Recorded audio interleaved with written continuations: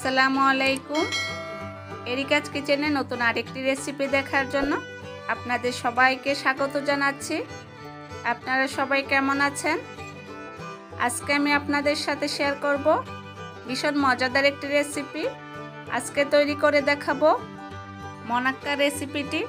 আশা করি আমার এই রেসিপিটি আপনাদের সবার কাছে ভালো লাগবে। রেসিপিটি ভালো লাগলে আমার চ্যানেলটিকে সাবস্ক্রাইব করবেন, ভিডিওটিতে একটি লাইক দিবেন, সম্ভব হলে ভিডিওটি সবার মাঝে শেয়ার করবেন। পারফেক্ট মনাক্কা কিভাবে তৈরি করতে পারবেন সেই রেসিপিটি শেয়ার করব। তাহলে চলুন দেখে নেওয়া যাক কিভাবে তৈরি করব। প্রথমে আমি একটি মিক্সিং বোল নিয়েছি আর দিয়ে দিয়েছি 1 কাপ পরিমাণ আটা। আমি আটা দিয়ে তৈরি করব, আপনারা চাইলে ময়দা দিয়েও তৈরি করতে পারেন। স্বাদ অনুযায়ী লবণ দিয়েছি, 1 চা চামচ পরিমাণ কালো জিরা দিয়েছি, 1 টেবিল চামচ পরিমাণ ঘি দিয়ে দিব। আপনারা চাইলে ঘিটা বাদও দিতে পারেন। আর দিয়ে দিব 2 টেবিল চামচ পরিমাণ সয়াবিন তেল, 2 টেবিল চামচ চিনি দিয়েছি। আপনারা চাইলে চিনির পরিমাণটা আরেকটু কমিয়ে নিতে পারেন বা আরেকটু বাড়িয়েও নিতে পারেন। এখন আমি এই উপকরণগুলো খুব ভালোভাবে মিশিয়ে নিব। একটু সময় নিয়ে খুব ভালোভাবে মিশিয়ে নিতে হবে।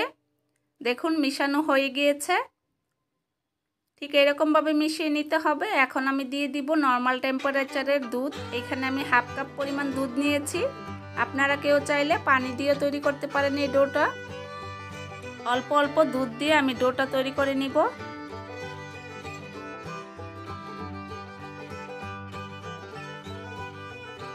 আমি এখানে 1/2 কাপ পরিমাণ দুধ নিয়েছিলাম, আমার সবটুকু দুধই লেগেছে।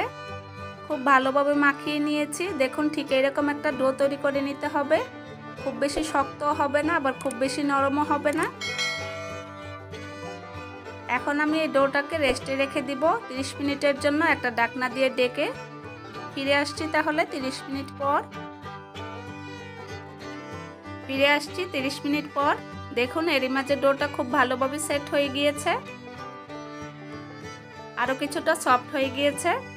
ডোটা আমি বোটে নিয়ে নিয়েছি, হাত দিয়ে একটু মাখিয়ে নিয়েছি আর সমান করে নিয়েছি লম্বা শেপ করে। এখন আমি কয়েকটা টুকরা করে নিব।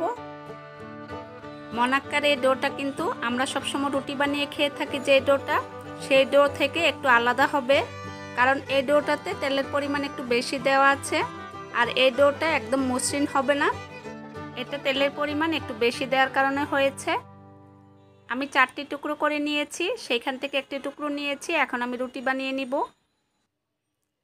এই রুটিটা বানাতে আমি আটা ব্যবহার করছি না, আপনারা চাইলে আটা দিয়েও বানিয়ে নিতে পারেন। আটা ছাড়াই এই রুটিটা বানানো যাবে।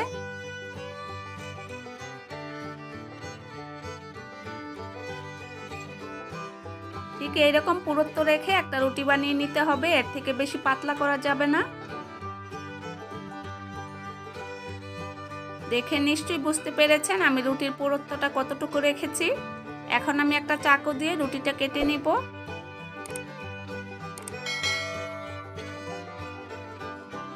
আমি যেভাবে কেটে নিচ্ছি ঠিক একইভাবে আপনারাও কেটে নেবেন।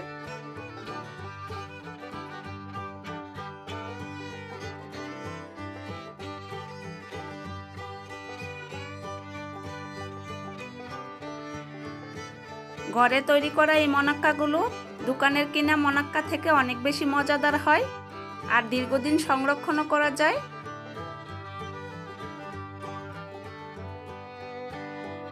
আর মনাক্কা তৈরি করা খুবই সহজ, যে কেউ তৈরি করতে পারবেন। রুটিটা কাটা হয়ে গিয়েছে, এখন আমি মনাক্কা শেপ করে কেটে নিব। পাশের এই অংশগুলো আমি কেটে রেখে দিয়েছি, তাতে মনাক্কাগুলো কেটে নিতে সুবিধা হবে।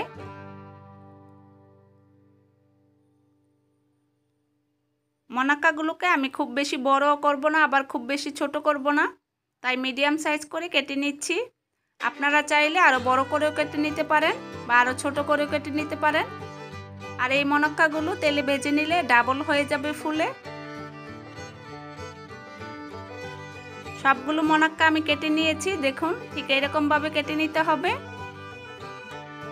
একইভাবে আমি সবগুলো রুটি বানিয়ে মনাক্কা তৈরি করে নিব। সবগুলো রুটি বানিয়ে আমি মনাক্কা তৈরি করে নিয়েছি। দেখুন একটা ট্রেতে নিয়ে নিয়েছি।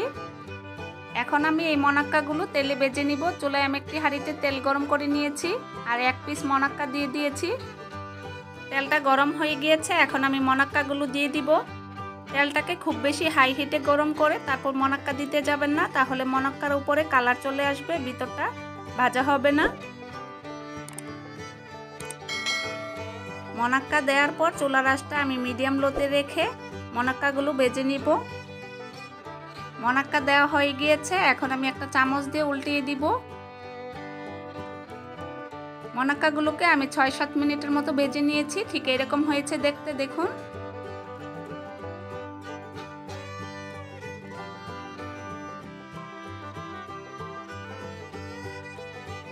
কিছুক্ষণ পর পর এইভাবে উল্টিয়ে পাল্টিয়ে দিতে হবে।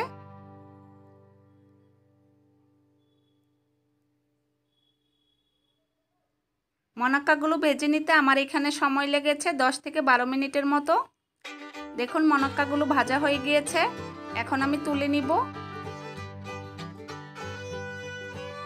আর একইভাবে আমি সবগুলো মনাক্কা ভেজে নিব। আর মনাক্কাগুলো কতটা সুন্দর হয়েছে দেখে নিশ্চয়ই বুঝতে পারছেন।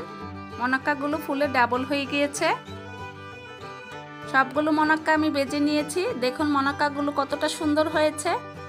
দোকানের কিনা মনাক্কা থেকে কোনো অংশেই কম মনে হবে না, আর খেতেও ভীষণ মজাদার হয়েছে এই মনাক্কাগুলো। আশা করি আমার এই রেসিপিটি আপনাদের সবার কাছে ভালো লেগেছে। রেসিপিটি যদি ভালো লাগে তাহলে আপনারা বাসায় অবশ্যই ট্রাই করবেন আর আমাকে কমেন্ট করে জানাবেন কেমন লেগেছে। দেখলেন তো কত সহজে অল্প কিছু উপকরণ দিয়ে ঘরেই তৈরি করা যায় পারফেক্ট মনাক্কা। আমার এই রেসিপিটি যদি ভালো লাগে তাহলে আপনারা আমার চ্যানেলটিকে প্লিজ সাবস্ক্রাইব করবেন। রেসিপিটি দেখার জন্য আপনাদের সবাইকে অসংখ্য ধন্যবাদ। আপনারা সবাই ভালো থাকবেন।